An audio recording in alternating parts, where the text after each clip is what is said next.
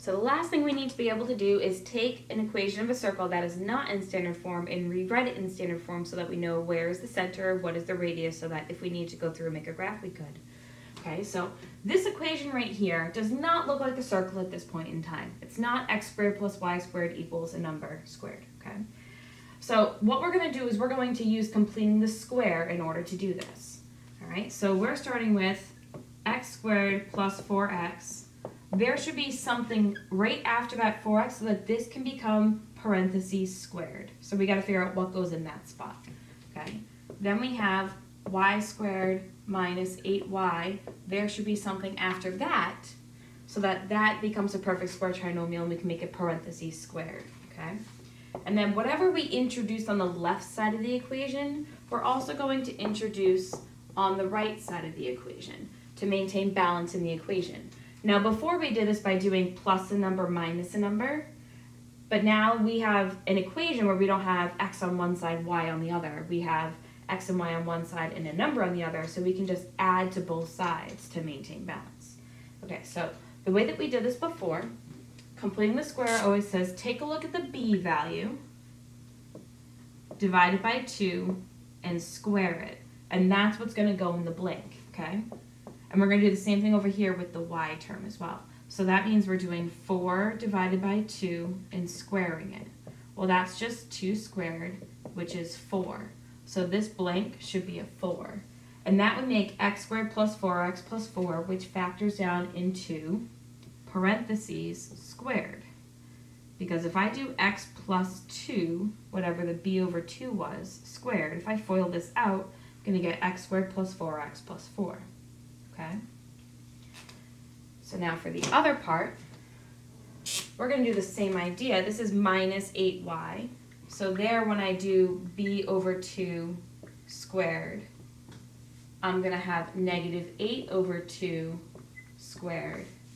And that's going to be negative 4 squared, which is 16. So there's a 16 being added here. Okay? And in doing that, we're going to end up with parentheses squared because we can factor this trinomial down into y minus 4. Because if I FOIL this out, I'll get y squared minus 8y plus 16. Okay? It's whatever number we had before we squared, that's what ended up in the parentheses. Now I didn't do anything with the blanks on the right hand side, so now I need to fill those in. Whatever I wrote in the first blank here goes in the first blank over on the right side. Whatever I wrote in the second blank goes in the second blank. Okay? So I'm maintaining balance. So then on the right hand side of the equation, we have 5 plus 4 plus 16, which is 25. So this equation is equal to 25. So this is our equation in standard form, which we accomplished by completing the square. All right, now we need to identify what's the center, what's the radius. So the center is a coordinate point. The x value, if we have x plus 2, that means the center is at x is negative 2. If we have y minus 4, that means the center is at y at positive 4. So it's the opposite side of what you see. Okay? And then the radius,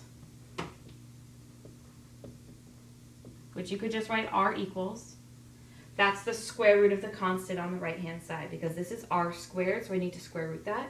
So the radius is just 5. Okay? So we're going to go through one more problem like this where we're going to complete the square to get it into standard form, identify the center and the radius from there. You should be able to graph it once it's in this format. But I already went through how to graph something like this, so I'm not going to do another graph. Okay, so let's go through one more of these problems.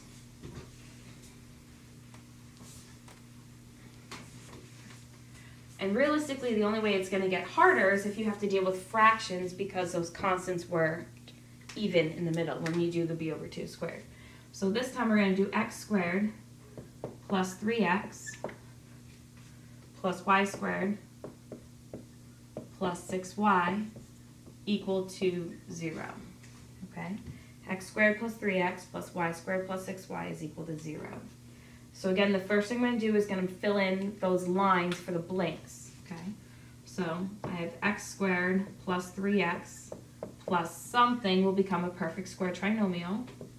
And then I'm going to have y squared plus 6y plus something becomes a perfect square trinomial. And that'll equal to 0 plus both blanks. Okay. So now we've got to work through what's going to go in the blank spots. So again, we take this b value, we cut it in half, and we square it. Now 3/2 doesn't simplify, so I have to square both parts. That's going to give me 9/4. So this is 9/4, and that means the first blank over here is also 9/4. All right. Let's do the other blank before we do the factoring piece of it. So now on this one, take the b value, divide it by 2, square it. So that gives you 3 squared, which is prettier. That comes up to 9. So there's a 9 here and a 9 here. Okay. So now we want to see the factored form. Again, this trinomial was specifically built so that it would become parentheses squared. And in the parentheses I have x plus, because the middle term was a plus, and whatever the number was before I squared it. So it's 3/2. The one for the y squared, so y, positive in the middle, so a plus in the middle. The number before I squared it was a 3, so it's y plus 3 squared equals. And now comes dealing with the fractions on the right-hand side. I have to figure out, well, what's 9/4 plus 9? Okay, so this right here, 9/4 plus 9/1 is 36/4. Okay, so I'm going to make that 36/4.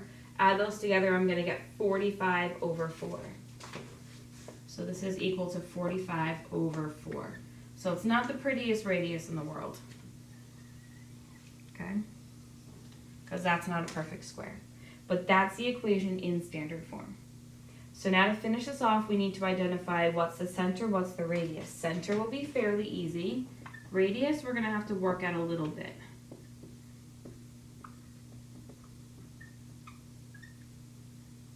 Okay, the center, opposite of the signs that you see, so it's x plus 3/2, so it's negative 3/2. It's y plus 3, so it's the opposite, it's negative 3. So there's our center, okay? So it's negative 3/2, negative 3. And then for the radius, we've got to do the square root of this, okay? So we've got the radius as a square root of 45 over the square root of 4. Okay, square root the top and the bottom, and you can square root them independently if you want. Now, the square root of 45 is not a perfect square, but this can simplify down into the square root of 9 times the square root of 5. So this is 3 square root of 5. Square root of 4 is a pretty number, so it's all over 2. So the radius is 3 square root 5 over 2. Okay? And that is rewriting in standard form by completing the square.